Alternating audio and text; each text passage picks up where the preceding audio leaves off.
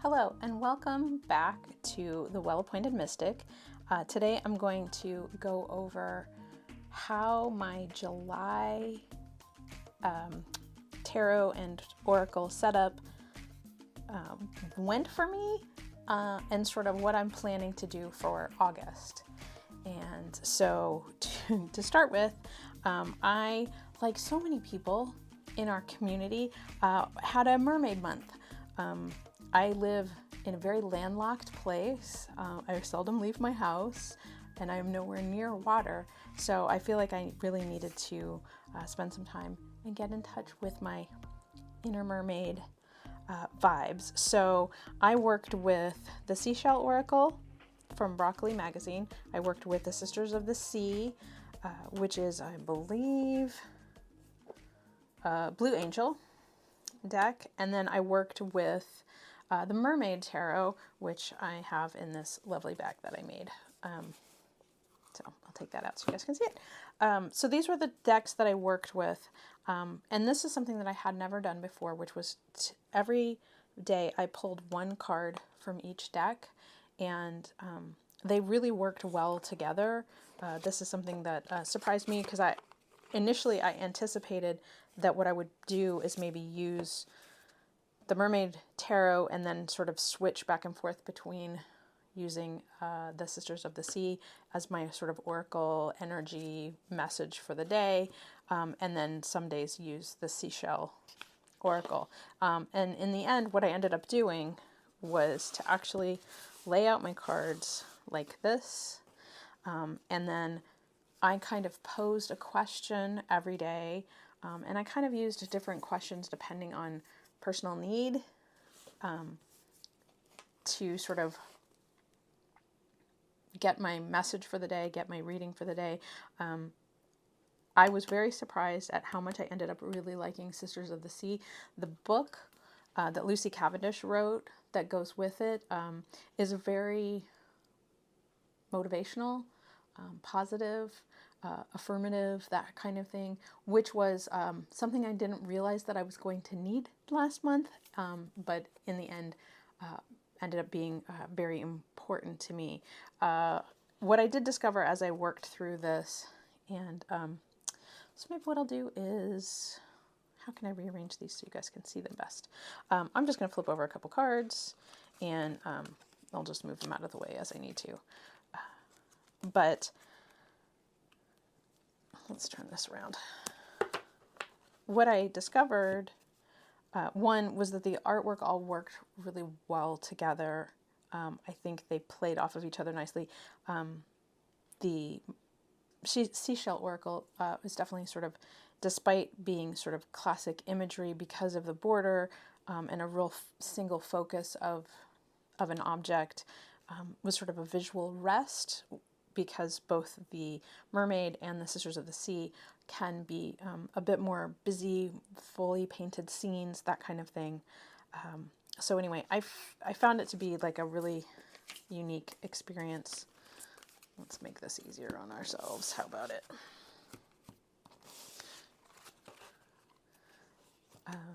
As I went through this, all three of these decks sort of required that I also spend time with the guidebooks for all of them, and that was surprising because my initial look through the Mermaid Tarot, I thought it was largely sort of Rider-Waite-Smith based, and that might not need as much reference, but there were several cases where the guidebook really provided different kinds of perspective from what I would get in the Rider-Waite-Smith. So just Lisa Robertson, who wrote the guidebook for the Mermaid Tarot, definitely had a different perspective for some of the cards, which I found really helpful. And sometimes that can also be a little confusing because I still feel so new to tarot that when the message is really different, I'm like, wait, should I go with my gut? Should I go with what the card says? Or should I go with how the card makes me feel? But in this case, it deepened my understanding, I think, in a lot of cases of the cards, which was really nice.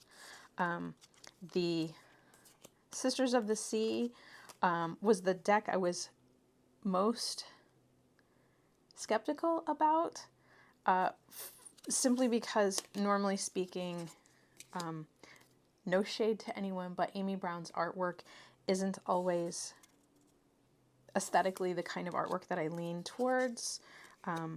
But in the end, I ended up really enjoying it and really sort of letting myself fall into the artwork and experience it differently, which I think was a good thing for me, because I can be a bit of an art snob. Let's just be honest here. So, and then, you know, like the seashell oracle, if I were to have made a seashell deck, I would have hoped it would be as beautiful. So like that was never a question. And honestly, the way that Broccoli Magazine has handled their oracle decks, with the name of the object or the flower or the seashell, and then the 3 keywords, is how I want all of my oracle decks to be forever and always. It's just enough information for me to work with so that the guidebook became a bonus. It often would phrase things as questions so that I could sort of journal about them or think about them a little bit more deeply. But honestly, the seashell deck, I didn't really need the guidebook. And I think now that I have worked with it for an entire month, some of those meanings are have been, sort of ingrained in me now, to where I probably wouldn't need the guidebook necessarily, though I do find it easy to read. Very, like, it fits in the box. Like, it's not one of those things where you're having to carry. I know a lot of people talk about they love the chunky guidebook and everything, but honestly, I'm just as impressed with how in 2 sentences the Seashell Oracle was able to summarize the vibe of these oracles. And I think that that is a testament to good writing, good editing, a really good theme. So anyway, so this was sort of where I was at. I had a couple of days, like so many other people who sort of get involved in this. I have my own health issues, and I had several days where I was a bit under the weather, which also makes me pretty sad, pretty depressed. So there were some days where I didn't pull any cards, and that happens to me occasionally throughout the month, particularly when my daily pull is this involved. It was not just one card. And so moving forward into August, I think my goal here is to maybe make, particularly because I'm going to be traveling quite a bit this month, to make a little bit less involved, a little bit less stressful. And so I keep waffling, and I will get into that in a minute. But anyway, so this was where I landed for my July decks. I really enjoyed them, and I'm very pleased with how all that turned out. I have another YouTube channel, The Well-Appointed Desk, where I go into detail, considerably more detail, in how I handle my planner and my planner setup each month.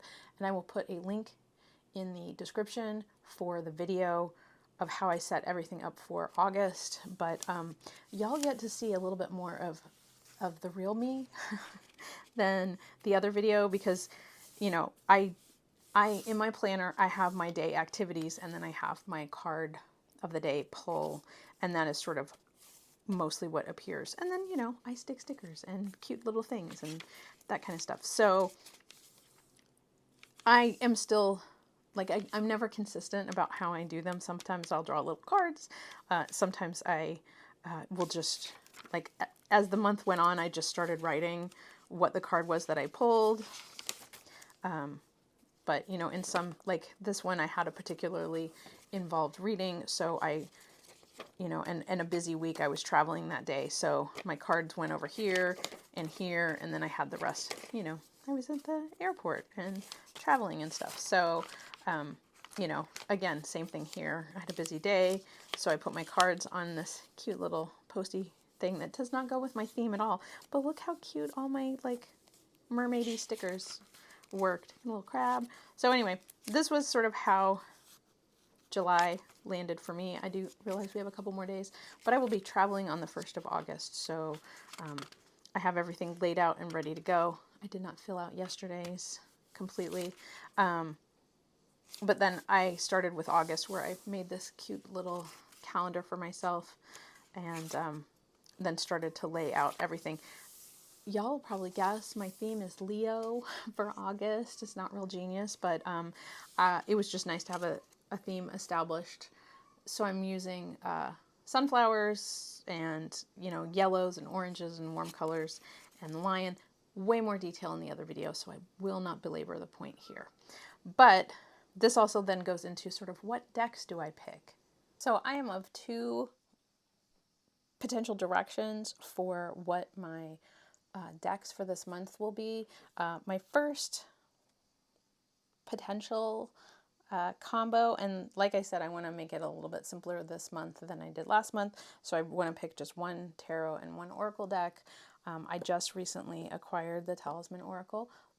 That'll be in another video, getting into more detail about all of that. However, I wanted to find a deck that I thought would combine well and also would be easy to travel with. So I do have the Zodiac Tarot in a mini tin, which would just make my travel setup a little less daunting. And so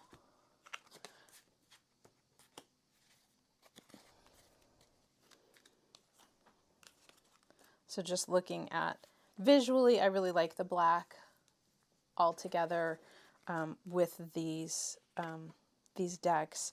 This artwork is very simple and sort of graphic, where this has a lot of detail in it. So I feel like it's a good match.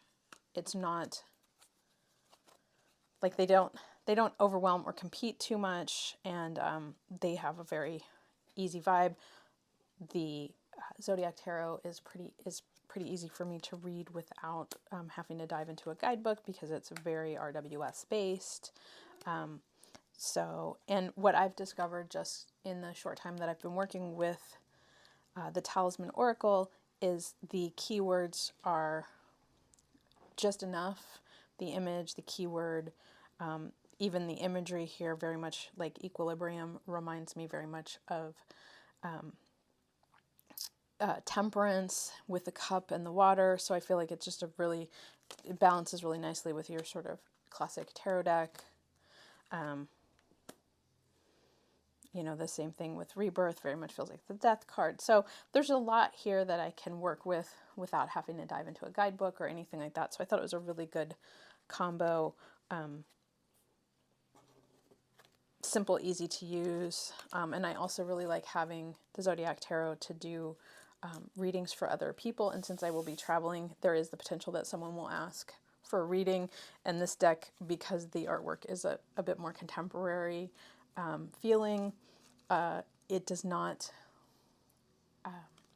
doesn't freak people out quite as much. It's not quite as esoteric as like a classic Rider-Waite deck, which is also kind of where I tend to go when I'm traveling, just because I have the Centennial deck in a tin, which is great and portable and easy to use. So my other deck possibility to combine with the Talisman is my absolute beloved Carlotides, Tarot de Carlotides, or Carlotides, I'm not sure what it is. This feels very different, but I feel like these really talk to each other in a way that I find super unexpected. The Star, Good Fortune, and the Four of Wands. I mean, come on. So, there's something about these. I realize aesthetically they may not be a perfect match, but these cards really talk to each other. So I'm having a tough time deciding if I do this, which one. And maybe what I end up doing is taking the Zodiac Tarot just to read for other people, and then I use Carlotides for myself, which is kind of how I roll. I don't tend to use Carlotides for anyone else. It's very much my deck. It's in this cute little Moonlit Fae bag, and it always rides around with its own little crystal, because this is my sweet deck. It's always a very gentle deck for me. I say that, and watch I do this month and it just completely smacks me down. So anyway, that is my 2 options for working with the Talisman Oracle, either the Zodiac or the Carlotides. And then the other thing was I was debating whether or not I wanted to lean into more of the sort of, I don't know, just a different vibe. You know how you get where you're like, I'm not sure what I want, but...